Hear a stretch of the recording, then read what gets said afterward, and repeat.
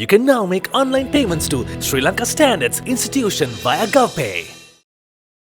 முஸ்லிம் பெண் தாதியர்களின் ஆடை தொடர்பாக கடந்த சில நாட்களாக பல்வேறுபட்ட கருத்தாடல்கள் சமூக மட்டத்திலும் ஊடகங்களிலும் பேசு பொருளாக மாறியுள்ளதை அவதானிக்க முடிகிறது. இது தொடர்பாக சில கருத்துக்களை வழங்கலாம் என்று நினைக்கின்றேன். அரச மருத்துவமனைகளிலும் தனியார் மருத்துவமனைகளிலும் பணியாற்றுகின்ற முஸ்லிம் பெண் தாதியர்கள் நர்சஸ் அவர்களுடைய சீருடைக்கு மேலதிகமாக காட்சட்டை அணிவதற்கு அனுமதி வழங்காத நிலையிலே 1992 ஆண்டு ஆகஸ்ட் மாதம் 7ஆம் தேதி இந்த பாராளுமன்றத்திலே ஒரு தனிநபர் பிரேரணையை நான் கொண்டு வந்தேன். அந்த பிரேரணை மீதாக நான் பேசுகின்ற போது பின்வரும் விடயங்களை சுட்டிக்காட்டினேன். இன்று தாதிமார் தொழில் என்பது சகல மக்களுக்கும் தேவையான, சகல மக்களும் பங்கு பெற்றக்கூடிய, சகலரும் நம்பி இருக்க வேண்டிய ஒரு பொதுவான தொழிலாக இருக்கின்றது. அப்படியான ஒரு பொதுவான தொழிலே சகல சமூகங்களையும் சேர்ந்தவர்களும் தங்களுடைய கலாச்சாரங்களுக்கும் சமய அனுஷ்டானங்களுக்கும் ஏற்ற வகையில் சமயம் அனுமதிக்கக்கூடிய வகையில் ஈடுபடுவதற்கான வழிவகைகள் செய்ய வேண்டியது அரசாங்கத்தின் கடமையாகும். முஸ்லிம் பெண்கள் காட்சட்டையின்றி மேலாடை மாத்திரம் அணிவதை இஸ்லாம் மார்க்கம் அனுமதிக்காத காரணத்தினால் அந்த தொழிலில் பெருமளவில் ஈடுபட முடியாத நிலையில் இருக்கின்றார்கள்.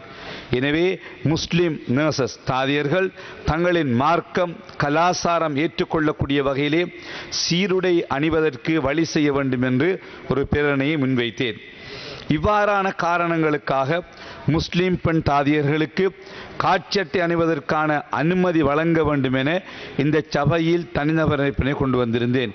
குறித்த பிரேரணை தொடர்பாக அப்போதிருந்த சகல இனங்களையும் சேர்ந்த பாராளுமன்ற உறுப்பினர்களும் தொடர்பாக ஆதரவாக உரையாற்றியதுடன் அன்றைய கௌரவ சபாநாயகராக இருந்த அல்ஹாஜ் மர்ஹூம் MH முகமது அவர்களும் சபாநாயகர் கதிரையில் இருந்தே முஸ்லிம் தாதியர்கள் அவர்களின் கலாச்சார முறைப்படி சீருடை அணிய இந்த பிரேரணை ஏற்றுக்கொள்ளப்பட வேண்டும் என்று பேசியிருந்தமை குறிப்பிடத்தக்கது.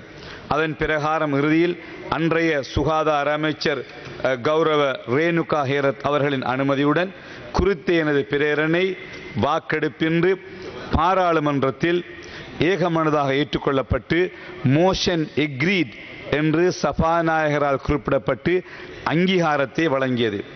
இவ்வாறான பின்னணியில் அன்றிலிருந்து இன்று வரை சுமார் 33 வருடங்கள் இலங்கையின் எல்லா அரச மற்றும் தனியார் மருத்துவமனைகளிலும் முஸ்லிம் தாதி பெண்கள் நர்சஸ் அவர்களுடைய சீருடைக்கு மேலதிகமாக காட்சி அட்டை அணிவதற்கு அனுமதி வழங்கப்பட்டு அவர்கள் அணிந்து கொண்டிருந்ததுடன் இது தொடர்பில் எந்த ஒரு பிரச்சனைகளும் இடம்பெற்றிருக்கவில்லை. இதன் காரணமாக ஆயிரக்கணக்கான முஸ்லிம் பெண்களும் தாதியர்களாக கடமைகளை பொறுப்பேற்று இன்று வரை நாடு முழுவதும் கடமையாற்றி வருவதை தாங்கள் அறிவீர்கள். கடந்த சில மாதங்களாக நர்சஸ் ட்ரைனிங் ஸ்கூல் தேசிய தாதியர் பயிற்சி பாடசாலையிலும் வேறு சில வைத்தியசாலைகளிலும் இதற்கு அனுமதி மறுக்கப்படுகின்ற ஒரு சூழ்நிலையை நாம் அறிகின்றோம்.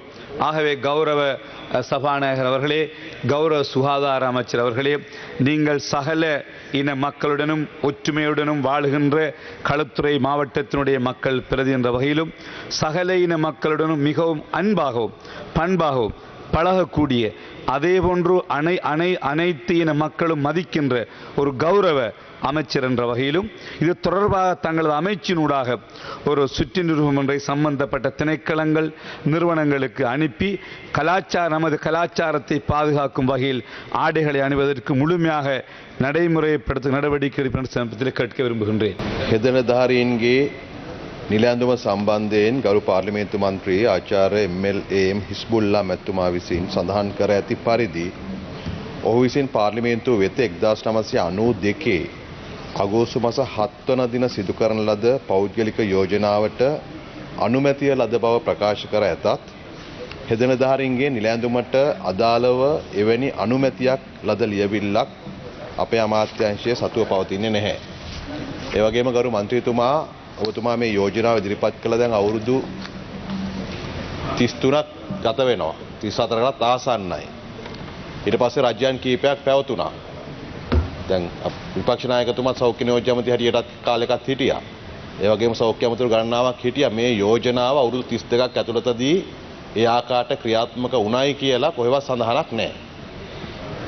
රජයේ සෞඛ්‍ය සේවයේ තනතුරු වලට අදාළ නිල ඇඳුම් පිළිබඳ තීරණය කරනු ලබන්නේ සෞඛ්‍ය සේවා අධ්‍යක්ෂ ජෙනරාල්ගේ ප්‍රධානත්වයෙන් පවත්වන නිල ඇඳුම් කමිටුව මගින් වන අතර පෞද්ගලික අංශයේ රෝහල් තුළ සේවය කරන හෙදල් නිලධාරීන්ගේ නිල ඇඳුම සම්බන්ධයෙන් කටයුතු කිරීම මෙම කමිටුවට අදාළ කරුණක් නොවේ.